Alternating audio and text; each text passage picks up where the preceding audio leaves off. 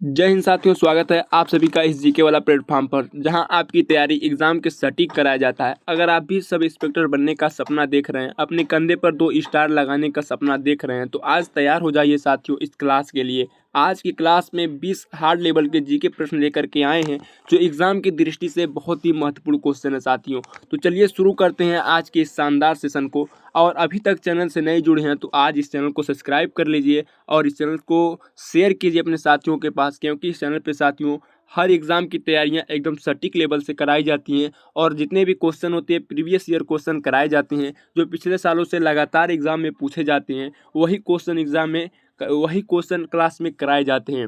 तो साथियों प्लीज़ आपसे रिक्वेस्ट है, अगर अभी तक इस चैनल से नहीं जुड़े हैं तो आज ही हमारे जीके वाला प्लेटफॉर्म से जुड़िए और इस छोटे से परिवार का हिस्सा बनिए।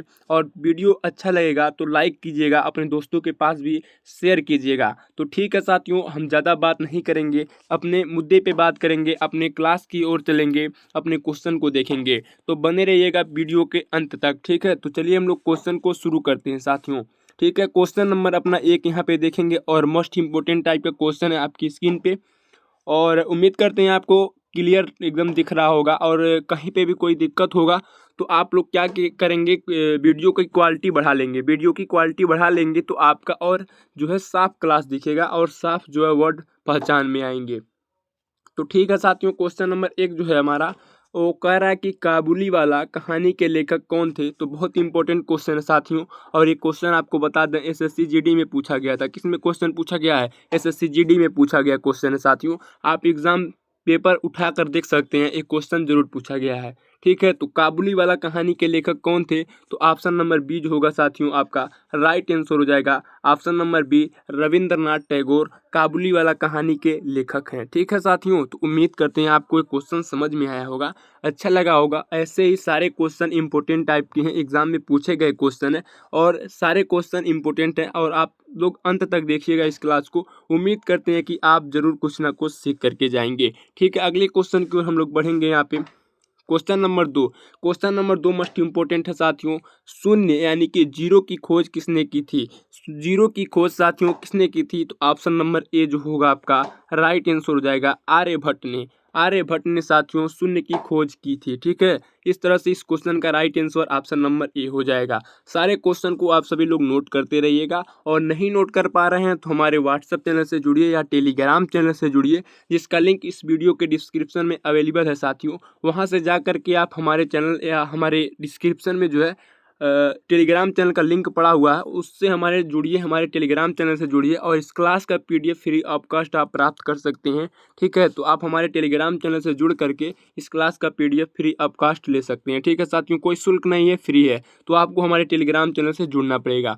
अगले क्वेश्चन की ओर बढ़ेंगे साथियों। यहाँ पे क्वेश्चन नंबर 3 है आपका, दीन इलाही यानी कि दीन ए इलाही किसने शुरू किया था? दीन ए इलाही किसने शुरू किया था साथियों? तो आपका राइट आंसर क्या होना चाहिए? आपका right answer option number B होना चाहिए। और एग्जाम की दृष्टि से क्वेश्चन क्या है? इंपॉर्टेंट है साथियों। क्या है? इंपॉर्टेंट क्वेश्चन है साथियों, क्योंकि यही क्वेश्चन जो है एग्जाम में बनते हैं, ऐसे ही क्वेश्चन जो है साथियों एग्जाम में पूछे जाते हैं। तो दीन ए इलाही किसने शुरू किया था? तो अकबर ने। अगले क्वेश्चन की ओर बढ़ा जाए। अगला क्वेश्चन हमारी स्क्रीन पे है साथियों, और इम्पोर्टेंट क्वेश्चन ये भी है। बोल रहा है साथियों, भारत में रेलवे का राष्ट्रीयकरण, भारत में रेलवे का राष्ट्रीयकरण कब किया गया? तो भारत में रेलवे का राष्ट्रीयकरण 1951 ईस्वी में किया गया। ऑप्शन नंबर जो ए होगा आपका राइट आंसर हो जाएगा। और बात किया जाए रेलवे की स्थापना का, तो रेलवे का स्थापना जो हुआ था साथियों 1905 में हुआ था, ठीक है। तो इस तरह से आपको दो आंसर बता दिए, दो क्वेश्चन बता दिए। तो भारत में रेलवे का राष्ट्रीयकरण जो हुआ 1951 में हुआ, और भारत में रेलवे का जो स्थापना हुआ था साथियों 1905 ईस्वी में हुआ था। तो इस तरह से आपको इन दोनों क्वेश्चन को अच्छी तरीके से माइंड में स्टोर करना है, ताकि एग्जाम में पूछा जाए तो आप तुरंत इस क्वेश्चन का राइट आंसर बता दें, ठीक है साथियों। तो अगले क्वेश्चन की ओर इसी तरह से बढ़ा जाएगा। अगला क्वेश्चन आपकी स्क्रीन पे यहाँ पे क्वेश्चन नंबर 5 है साथियों। मोस्ट इंपोर्टेंट क्वेश्चन ये भी है। क्वेश्चन नंबर 5 कह रहा, स्पुतनिक 1 किस देश का प्रथम कृत्रिम उपग्रह था? स्पुतनिक 1 जो था साथियों, वो किस देश का प्रथम जो साइंथेटिक उपग्रह था वो किस देश का था? तो सोवियत संघ का। कहाँ का था? सोवियत संघ का। यानी कि ऑप्शन नंबर बी जो होगा क्वेश्चन नंबर 5 का एकदम 100% राइट होगा, ठीक है साथियों, अगले क्वेश्चन की ओर बढ़ा जाएगा। यहाँ पे रहा आपका अगला क्वेश्चन। अगला क्वेश्चन जो है आपका पढ़ेंगे और इसका राइट आंसर जो है देंगे। ठीक है, तो नर्मदा बचाओ आंदोलन किस प्रमुख नेता कौन थी? नर्मदा बचाओ आंदोलन की प्रमुख नेता कौन थी? क्वेश्चन को एक बार अच्छे से समझिए, उसके बाद आप राइट आंसर तुरंत बता सकते हैं साथियों। तो नर्मदा बचाओ आंदोलन की प्रमुख नेता जो थी साथियों, मेधा पाटकर थी। कौन थी? Medha Patkar. Option number B जो होगा 100% श्योर है साथियों, आपका right answer option number B होगा। ठीक है, अगले क्वेश्चन की ओर। यहाँ पे आप लोग किसी क्वेश्चन को हल्के में मत लीजिएगा, सारे क्वेश्चन साथियों एग्जाम में पूछे गए क्वेश्चन है और इम्पोर्टेंट क्वेश्चन है। सारे क्वेश्चन को आपको अच्छी तरीके से याद रखने हैं, सारे क्वेश्चन को अच्छी तरीके से रटना है। ठीक है, समझना है। क्वेश्चन नंबर 7 है, किस गवर्नर जनरल को लॉर्ड बिल्डर कहा जाता है? किस गवर्नर जनरल को साथियों लॉर्ड बिल्डर कहा जाता है? तो आपका राइट आंसर क्या होना चाहिए? Option number B, Lord Dalhousie को। लॉर्ड डलहौजी को क्या कहा जाता है? लॉर्ड बिल्डर कहा जाता है। और हाँ, एक बात और है साथियों, लॉर्ड डलहौजी का रेलवे का जनक भी कहा जाता है। रेलवे, अभी जो क्वेश्चन बताए हैं, रेलवे का जनक किसे कहा जाता है साथियों? तो लॉर्ड डलहौजी को। लॉर्ड डलहौजी जो थे वो रेलवे के जनक माने जाते हैं, क्योंकि इन्हीं के शासनकाल में जो 1853 में मुंबई से थाने 24 किलोमीटर जो 24 किमी जो ट्रेन चली थी, इन्हीं के शासनकाल में चली थी। तो इसीलिए इनको रेलवे का जनक मानते हैं। किसको? लॉर्ड डलहौजी को। ठीक है, तो कभी कभी एग्जाम में पूछ लेता है भी क्वेश्चन कि रेलवे का जनक किसे कहा जाता है। 4 ऑप्शन आपको दे देगा, उसमें से कोई एक ऑप्शन लॉर्ड डलहौजी होगा, तो वही आपको क्या करना है? टिक करना है। जो रेलवे का जनक है वो लॉर्ड डलहौजी हैं। ठीक है, और क्यों है? क्योंकि इन्हीं के समय में रेलवे का जो है शुरुआत हुआ था, यानी कि 13 अप्रैल 1853 में जो शुरुआत हुई जी, जो पहली ट्रेन चली थी मुंबई से थाने तक, वही इन्हीं के शासनकाल में साथियों चली थी। ठीक है, तो दोनों क्वेश्चन आपको अच्छी तरीके से एकदम बिल्कुल शानदार तरीके से याद रखने हैं। अगले क्वेश्चन की ओर बढ़ेंगे हम लोग।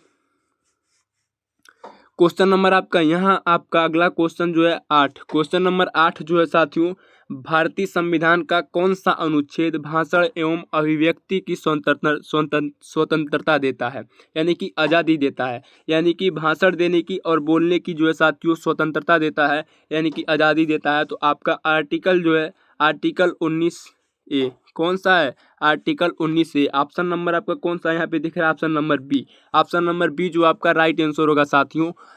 संविधान का अनुच्छेद जो 19 है, 19A, वो हमको भाषण एवं अभिव्यक्ति की स्वतंत्रता देता है। तो इस क्वेश्चन को आप अच्छी तरीके से याद रखेंगे। और ये क्वेश्चन कहाँ से उठाए गए हैं? संविधान से, कॉन्स्टिट्यूशन से। ठीक है, तो याद रखने इसको भी, बहुत इंपॉर्टेंट क्वेश्चन है और एग्जाम में ये क्वेश्चन पूछा भी गया है साथियों। ठीक है, अगले क्वेश्चन की ओर। अगला क्वेश्चन करने से पहले आपसे एक फिर से रिक्वेस्ट करना चाहते हैं, अगर अभी तक आप हमारे चैनल से नहीं जुड़े हैं साथियों, तो प्लीज़ आप हमारे चैनल को सब्सक्राइब कर लीजिए, हमारे चैनल से जुड़ जाइए और अपनी तैयारी को एकदम शानदार तरीके से कीजिए और अपने सिलेक्शन को श्योर कीजिए साथियों।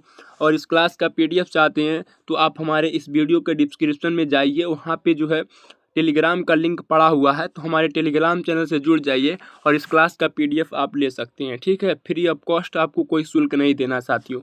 और फिर से एक बार कह दें कि आप हमारे चैनल को सब्सक्राइब कर लीजिए। हर सब्जेक्ट की तैयारी बहुत ही सटीक तरीके से कराई जाती है। ठीक है साथियों, कोई बात नहीं। अगला क्वेश्चन हम लोग देखेंगे यहाँ पे, त्रिपक्षीय संधि किस वर्ष हुई? तो त्रिपक्षीय संधि जो हुई थी साथियों, वो 1790 में हुई थी। कब हुई थी? 1790 में। यानी कि आपका राइट आंसर जो होना चाहिए ऑप्शन नंबर बी होना चाहिए साथियों, 1790। अगले क्वेश्चन की ओर, क्वेश्चन नंबर 10। क्वेश्चन नंबर 10 है, कश्मीर घाटी किस प्रकार की घाटी है? तो टेक्टोनिक घाटी है। कैसी है साथियों? ऑप्शन नंबर बी में आप देख सकते हैं, आपको एकदम अच्छी तरीके से क्वेश्चन दिख रहा है। तो राइट आंसर क्या होगा? ऑप्शन नंबर बी, कश्मीर घाटी किस प्रकार की घाटी है? तो टेक्टोनिक घाटी है। ठीक है, अगले क्वेश्चन की ओर, क्वेश्चन नंबर 11 और इम्पोर्टेंट क्वेश्चन है। और ये क्वेश्चन आपको बता दें, SSC GD में ये भी क्वेश्चन पूछा गया है। किसमें? SSC GD में जनरल ड्यूटी में क्वेश्चन पूछे गए हैं। थॉमस कप किस खेल से संबंधित है? तो बैडमिंटन से। ठीक है, बैडमिंटन से थॉमस कप जो है संबंधित है। और क्वेश्चन साथियों बहुत बार एग्जाम में पूछे गए हैं, डिफेंस के एग्जाम जितने भी होते हैं उसमें क्वेश्चन सारे पूछे गए हैं साथियों। ठीक है, अगले क्वेश्चन की ओर हम लोग बढ़ेंगे। यहाँ पे क्वेश्चन नंबर आपका जो है 12। रॉकफेलर फाउंडेशन अवार्ड सबसे पहले किस भारतीय को मिला था? रॉकफेलर फाउंडेशन अवार्ड सबसे पहले किस भारतीय को मिला था? तो विजयलक्ष्मी पंडित को। और विजयलक्ष्मी पंडित कौन थी? तो पंडित जवाहरलाल नेहरू की क्या थी? सिस्टर थी। पंडित जवाहरलाल नेहरू की, जो भारत के प्रथम प्रधानमंत्री थे, उनकी सिस्टर थी। कौन? विजयलक्ष्मी पंडित। इन्हीं को रॉकफेलर फाउंडेशन अवार्ड मिला था सबसे पहले।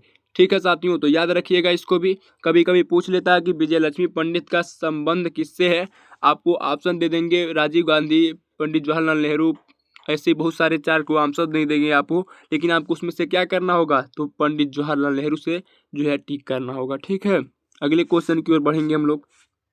यहाँ पे अगला क्वेश्चन है आपका, भारत में सबसे पुरानी हाई कोर्ट कौन सी है? हाई कोर्ट साथियों, सबसे पुरानी कहाँ पे? भारत में सबसे पुरानी हाई कोर्ट कौन सी है? तो कोलकाता हाई कोर्ट जो है साथियों, सबसे पुरानी हाई कोर्ट है भारत में। ठीक है, तो सबसे पुरानी हाई कोर्ट का अगर पूछा जाएगा एग्जाम में तो कौन सा टिक करेंगे? कोलकाता हाई कोर्ट जो है साथियों, भारत का सबसे पुराना हाई कोर्ट है। ठीक है, अगले क्वेश्चन की ओर बढ़ेंगे। अगला क्वेश्चन देखेंगे यहाँ पे, ब्लड प्रेशर यानी कि बीपी, रक्तचाप या रक्तदाब जिसे बोलते हैं साथियों, ब्लड प्रेशर मापने का यंत्र क्या कहलाता है? तो स्फिग्नोमैनोमीटर से जो है हम लोग क्या करते हैं? ब्लड प्रेशर यानी कि बीपी, रक्तदाब नापते हैं। ठीक है, सिंपल क्वेश्चन है लेकिन इंपॉर्टेंट क्वेश्चन है। तो ब्लड प्रेशर मापने का यंत्र क्या कहलाता है? स्फिग्नोमैनोमीटर। ठीक है, ऑप्शन नंबर बी में आपको दिख रहा है एकदम अच्छी तरीके से। ठीक है, अगले क्वेश्चन की ओर हम लोग बढ़े। अगला क्वेश्चन देखेंगे यहाँ पे, शीत युद्ध कोल्ड वार किन 2 देशों के बीच था? यानी कि इस क्वेश्चन का मतलब ये हुआ कि शीत युद्ध किन दो देशों के बीच हुआ था? तो अमेरिका और सोवियत संघ के बीच जो है साथियों शीत युद्ध हुआ था। कौन सा युद्ध हुआ था? शीत युद्ध हुआ था। तो ऑप्शन नंबर बी जो होगा आपका क्वेश्चन नंबर 15 का राइट आंसर होगा साथियों। ठीक है, अगले क्वेश्चन की ओर, क्वेश्चन नंबर 16, संविधान सभा के अस्थाई अध्यक्ष कौन थे? यानी कि परमानेंट अध्यक्ष कौन थे संविधान सभा के?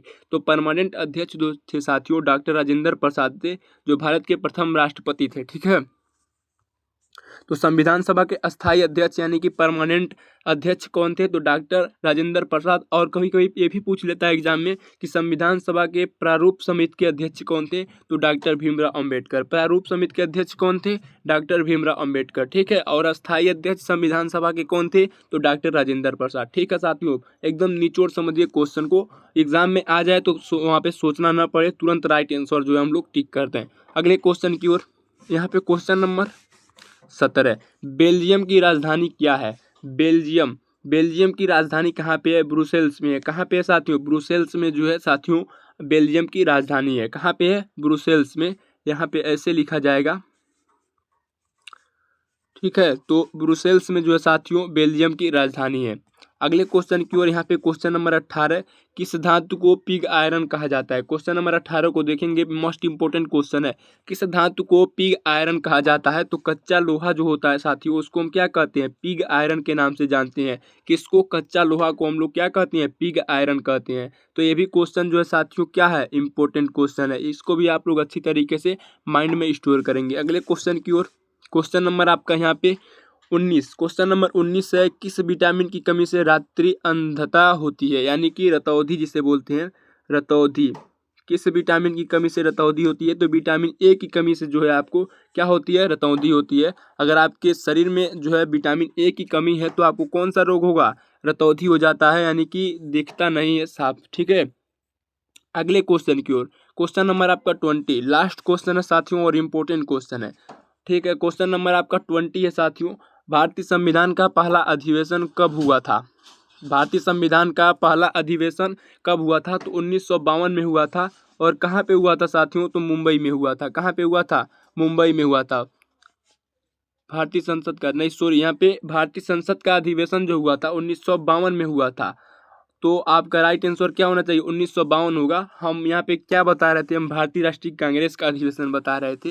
भारतीय राष्ट्रीय कांग्रेस का पहला अधिवेशन कब हुआ था? तो 1985 में हुआ था। और कहाँ पे हुआ था साथियों? तो मुंबई में हुआ था। ठीक है, तो इस क्वेश्चन को आप अच्छी तरीके से याद रखेंगे। जितने भी क्वेश्चन आज की क्लास में थे सारे क्वेश्चन इंपॉर्टेंट थे। आप सारे क्वेश्चन को अच्छी तरीके से याद रखेंगे, रिविजन करते रहेंगे। ठीक है साथियों, एग्जाम में पूछा जा चुका है क्वेश्चन और पूछा भी जाएगा, हम उम्मीद करते हैं। और अभी तक इस चैनल से नहीं जुड़े हैं तो चैनल को प्लीज़ सब्सक्राइब कर लीजिए। वीडियो अच्छा लगा होगा तो लाइक कर दीजिएगा और अपने साथियों के पास, अपने दोस्तों के पास, अपने मित्रों के पास जो है इसको शेयर कीजिएगा क्लास को, ताकि और भी साथी इस क्लास को देख करके अपना क्वेश्चन अच्छी तरीके से तैयार कर सकें। ठीक है साथियों, उम्मीद करते हैं आपको क्लास अच्छा लगा होगा। कल मिलते हैं फिर ऐसे ही शानदार सेशन के साथ। तब तक के लिए धन्यवाद साथियों। जय हिंद।